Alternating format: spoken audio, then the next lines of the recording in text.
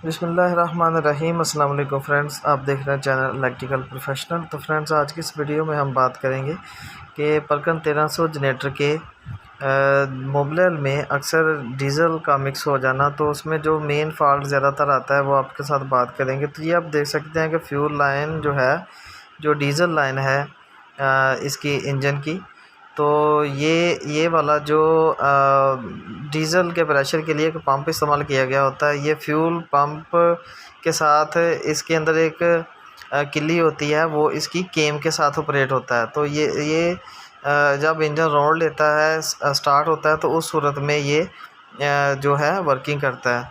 तो इसी पंप की वजह से जो इंजन की गैलरीज़ हैं उनमें जो प्रेशर जो है वो बनता है। तो जो इसकी किल्ली होती है वो उसके बाहर वाली साइड पे एक सील होती है जिसने डीज़ल और मोबलेल को अलग-अलग रखना होता है।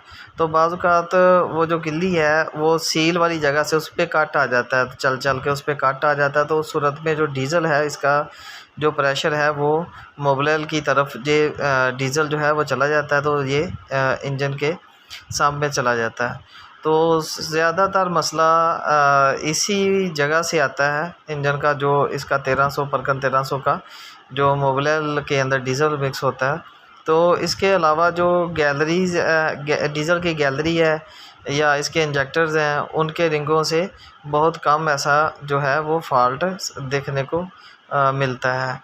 तो मेन ज़्यादातर जो मसला आता है वो इसी वजह से आता है। तो हमारे साथ भी यही मसला है इस साइड पर, तो हमने जो फॉल्ट ट्रेस किया वो आपके साथ हमने शेयर कर दिया।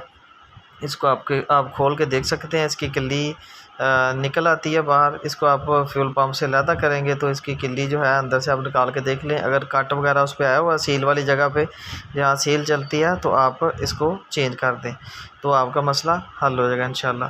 तो फ्रेंड्स, अगर वीडियो अच्छी लगी तो लाइक कर दें, शेयर करें और हमारे चैनल को सब्सक्राइब करें। अस्सलाम वालेकुम।